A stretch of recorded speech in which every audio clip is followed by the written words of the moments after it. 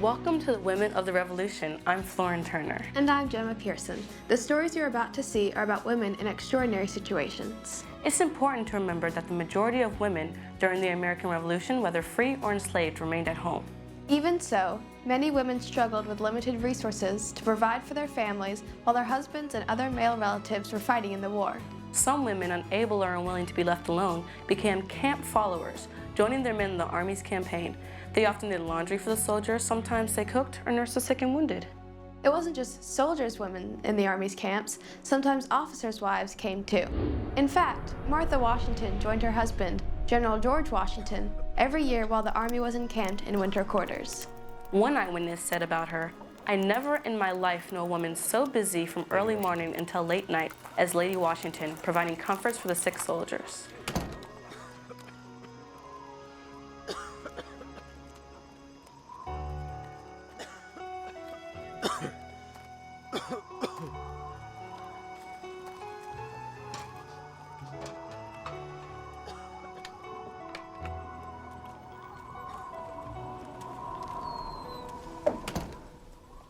Lady Washington, your blankets, ma'am. Thank you. Give them to the men, please. Ma'am, Yes, Mary. none of the men have stockings, same as the last hut. Do we have enough for them all? Lieutenant, Yes, madam? why do these men not have stockings? And some are without shirts. The soldiers' uniforms are so tattered and thin, ma'am. The men who remain inside give their layers to those who must stand sentry out in the biting cold.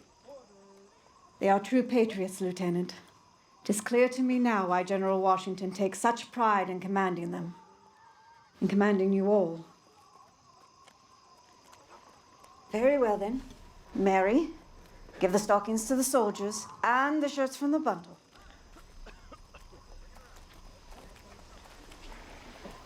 Lady Washington, forgive my presumption, ma'am, but my husband is surely dying. Won't you sit with him just for a moment? It would mean so much to him. Certainly, my child. Certainly I will. Robert, dear husband, Lady Washington has come to see you. You do me honor, madam. The General would have me commend you for fighting so bravely.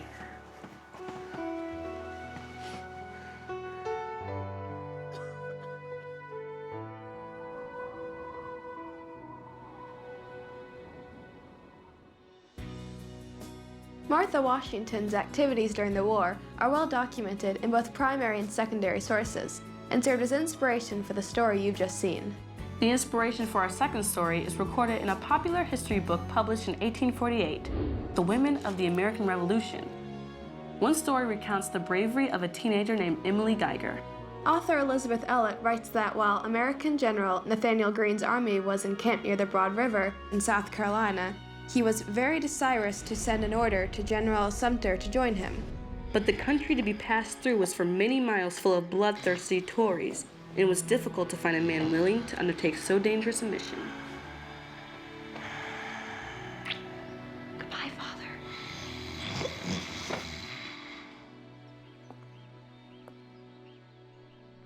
If Sumter's command can be informed in time, he can approach the enemy lines from the rear. Sir, the British control the area between us and General Sumter. Any man not known to them will certainly be taken prisoner. There is no hope of getting word to the General of your plan. The girl is here, General Greene. Very good. Show her in. There may be still one hope, Lieutenant. Miss Geiger, Yes, sir. I'm informed of your desire to serve the American cause. Yes, sir. And your parents approve of this undertaking? My father did not object, sir. You are aware, Miss Geiger, of the danger should your errand be discovered by the British? I'm aware of the danger, General Greene. But I know the back roads twixt here and General Sumter's location as good as any man, and I can ride as good as any man, sir. I will not fail you. Your best horse is ready, sir.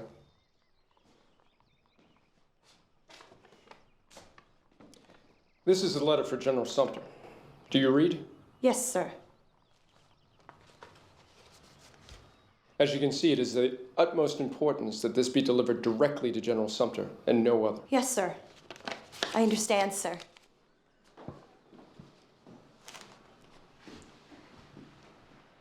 And Godspeed, Miss Geiger. I thank you, sir.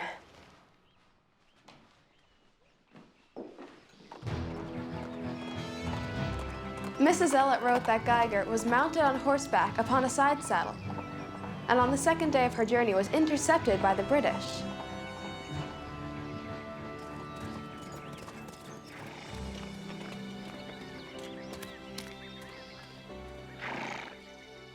You're hardly the threat I expected. What is your name, child? Emily Geiger, sir. And where are you bound in such haste, Emily Geiger? I'm taking the air, sir. Taking the air. I hear your horse was in quite a lather. You have been riding hard and fast. A young woman, unaccompanied through occupied territory. You understand why I might be suspicious? No, sir. No, sir? Yes, sir. Fetch Mrs. Hoggabook. The matron will be here shortly to search you. She will discover if you are indeed innocent, as you claim.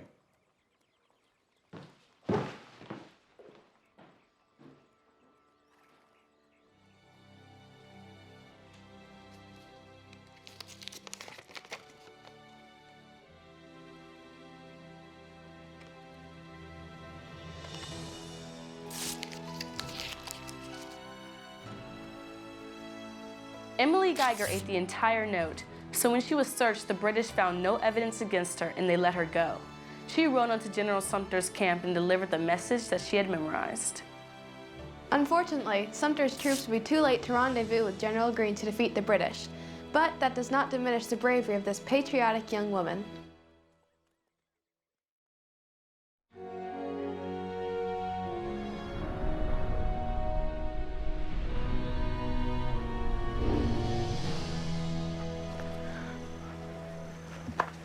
Jenny. Votre nom? Nom. Name. Your name. Private Shirtliff, 4th Massachusetts. Robert Shirtliff. You call for me, doctor. Fresh water pour nettoyer sa blessure. Oui, monsieur. To cleanse your wound. You're quite a bleeder, but c'est pas sérieux. You will live. You have another injury? Oui. This blood is not just from your head. Doctor! Inside with him. Jenny has your care, oui? Oui, doctor.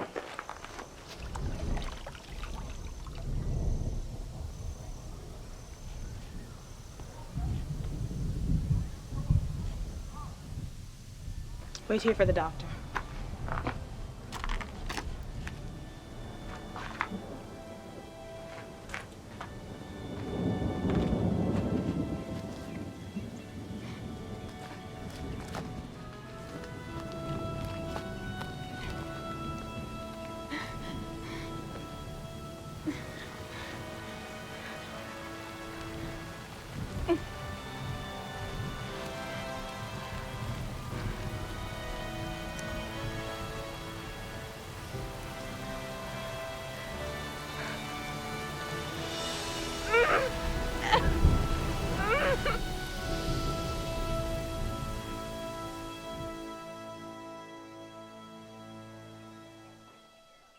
Are you awake? Father, he is awake. Come quickly. Father is coming now. Thank you, Elizabeth. You kept very good watch over our patient. He'll be better now, won't he, Father? Yes, I believe so. Where am I, sir? This is my home. You were brought here several days ago. I am a doctor. I see. My wife bathed you and removed the wrap that bound your chest. I cannot imagine the circumstance that would cause a young woman to so disguise herself. I would defend my country, sir. So I see. Your fever broke last night. I am not certain of its cause. Perhaps the unhealed wound on your thigh from a musket ball? Others have suffered worse. Yes, I suppose others have. Though few women prove themselves on the battlefield. For now, Private Shirtliff, is it? Yes, sir. And your true name? Deborah Sampson, sir. Well, Private. For now, your secret is safe. Thank you, sir. You must rest to regain your strength.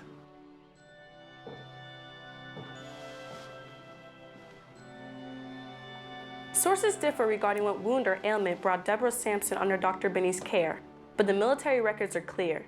She was honorably discharged from the Army in 1783. Years later, Paul Revere wrote to Congress on Sampson's behalf, asking that she be given money for her military service. She was granted a government pension in 1804. In our next story, we meet a German baroness. She was wife of General Friedrich Riedesel, who led the German forces fighting on the side of the British. Baroness Riedesel chose to bring her 3 young daughters from Germany in order to be with her husband throughout the war. Her journal is an eyewitness account of that experience.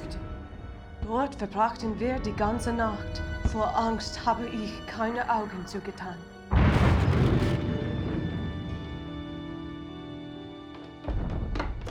The Baroness.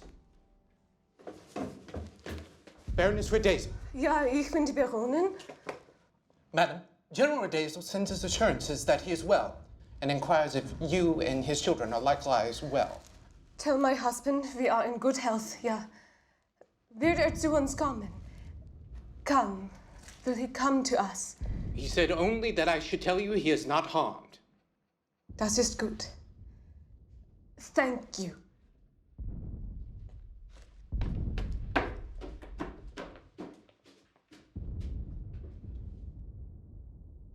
Mutter, es stinkt. Ja, es stinkt. Habt mal Marie. Die Kanonen. Cannon? Ja, Cannon. They do not aim for us now? No, Baroness. They're shooting away from us now. Then we must prevent sickness. Too many people have relieved themselves in too close quarters. Everyone who is able must go. We must clean this place. Help the wounded. Mind the children. Oh, it's powerful.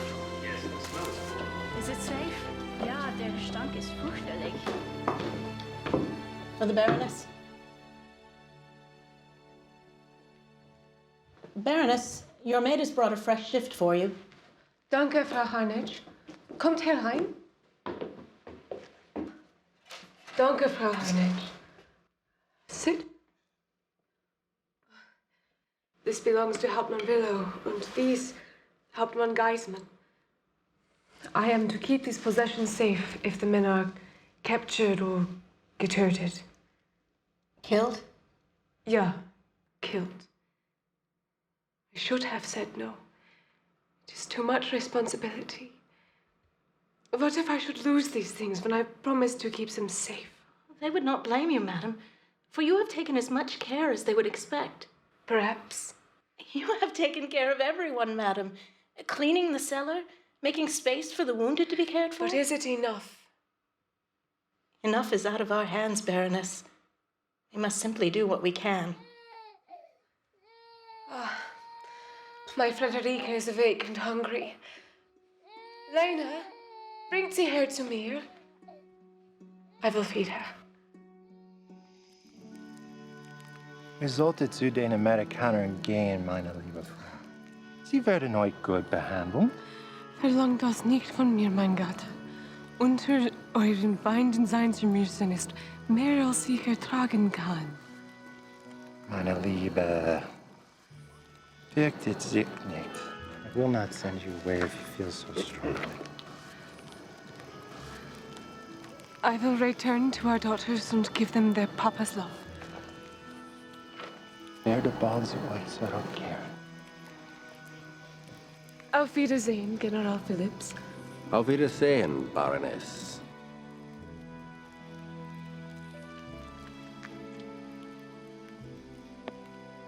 Your wife's care of our wounded has saved more than one life. Yeah.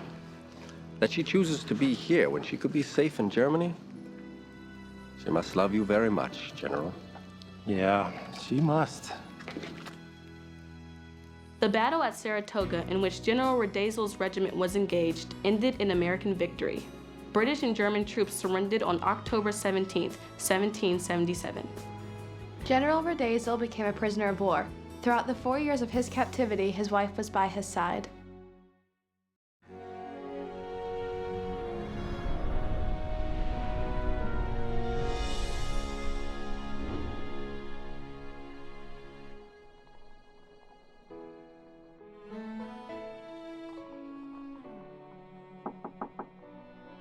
Oh, Mrs. Beige, it's a pleasure to see you again. I've not come alone. Mrs. Washington, I did not know you would be in Philadelphia. Philadelphia is but my way station. I shan't linger long. I spent the winter at the encampments at Morristown with my old man, and I'm eager to return to Mount Vernon. What a wonderful surprise. How could I not visit upon learning of the arrival of George Washington Reed? Oh, my dear Esther, he is perfect, is he not? We find him so. Oh, I thank you for these. You are most welcome.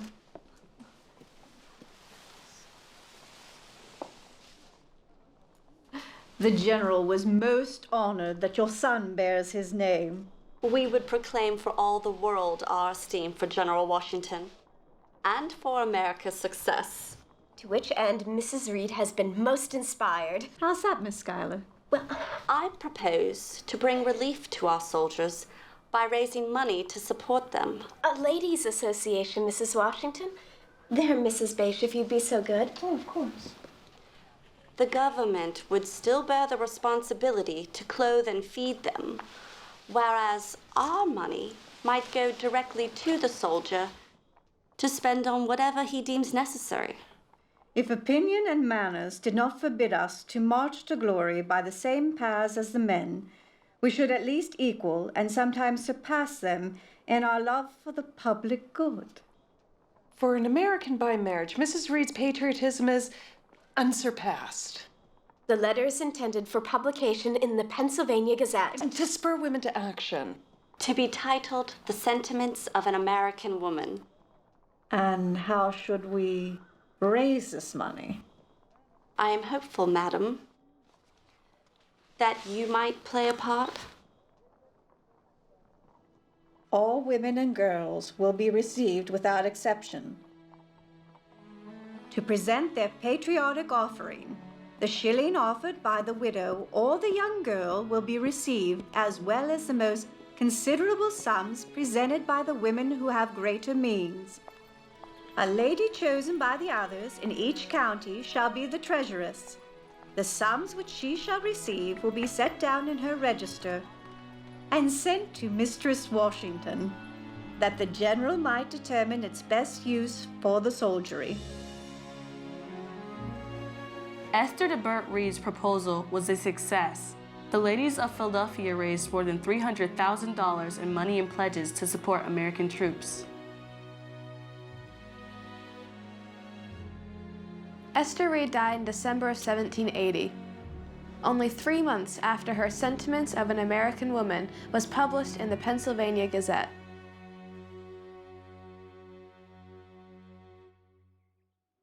Our final story takes place in 1783, just after the signing of the Treaty of Paris, which brought the American Revolution to an end. Defeated Loyalists have crowded into New York City, waiting to be evacuated. Among them are thousands of former slaves who supported the British in exchange for their freedom.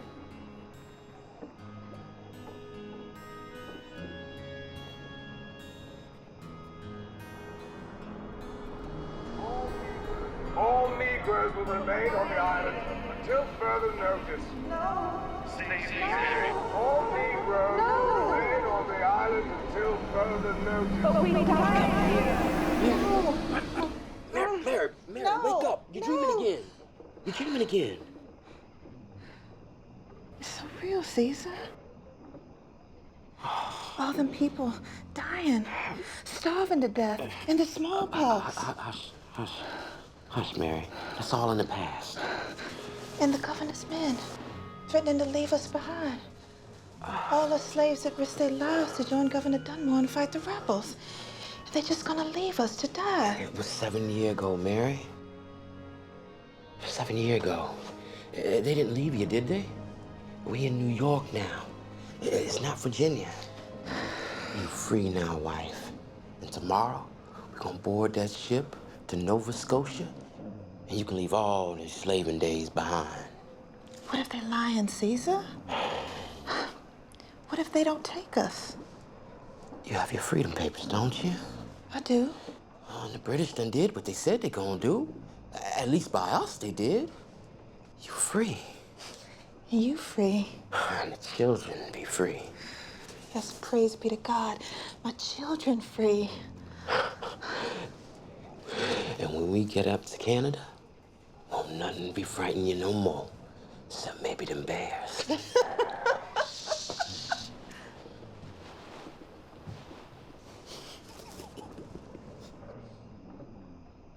We free. God save the king.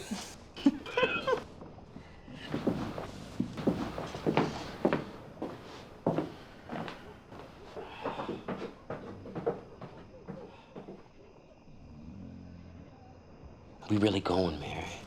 Tomorrow starts a whole new life for us. Stand fast, therefore, in the liberty wherewith Christ has made us free, and be not entangled again with the yoke of bondage. Lord, woman, you preach near as good as Daddy Moses. I'm just thinking about all those hundreds of people getting on that ship with us tomorrow. What used to be slaves, and now they're free. You're right, Caesar. The British done right by us. So you done with bad dreams? No more dreaming about the past. I'm gonna turn my dreams to the future.